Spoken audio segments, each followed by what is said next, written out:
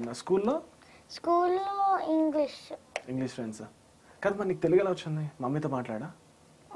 తెలుగు ఎలా వచ్చింది నీకు? తెలుగు మాట్లాడుతున్నావు కదా? అమ్మ నాన్న మాట్లాడతారు ఇంట్లో, నేను వింటాను కానీ మాట్లాడతా ఇంట్లో మాట్లాడను, ఓన్లీ వీడియోస్ లో బయట. ఓకే, ఇంట్లో మాట్లాడు, వీడియోస్ లో బయట మాట్లాడతావు. బట్ బాగానే గుర్తుంది నీకు.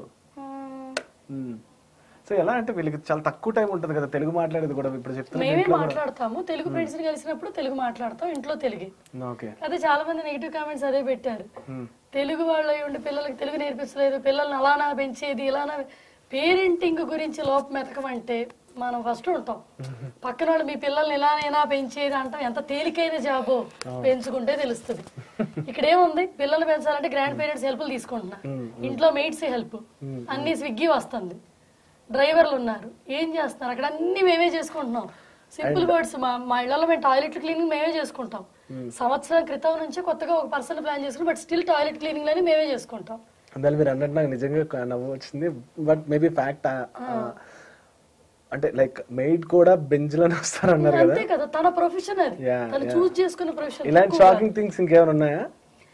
ఇంకేమన్నాయా అంటే వాళ్ళ లైఫ్ స్టైల్ అండి. ప్రొఫెషనల్ లైఫ్ స్టైల్ వేరుగా ఉంటుంది, ఫ్యామిలీ లైఫ్ స్టైల్ వేరుగా ఉంటుంది. ప్రొఫెషన్ గా మనకి ఇప్పుడు మాకు ఇంటి ముందు బిన్నులు తీసేస్తారు, వీక్లీ వన్స్ వచ్చి బిన్ కలెక్షన్ ఉంటుంది. వాళ్ళందరూ చాలా మురిగ్గా వచ్చినట్టు ఉంటారు. వన్స్ వాళ్ళ జాబ్ అయిపోయినాక ఈవినింగ్ 6 o'clock కి వాళ్ళకి మంచి ఫైన్ డైనింగ్ రెస్టారెంట్ కి వెళ్తారు, వెరీ క్లాసీగా ఉంటారు. వాళ్ళకి వాళ్ళ life style they are rich enough. వాళ్ళ ప్రొఫెషన్ సెలెక్ట్ చేసుకున్నారు, తక్కువగా ఫీల్ అవ్వరు. ఇప్పుడు మా గార్డెనర్ ఉంది, తనకి రేంజ్ రోవర్ ఉంది. సో తనకి 1 or 2 రేంజ్ రోవర్స్ ఉన్నాయి, హార్సులు ఉన్నాయి.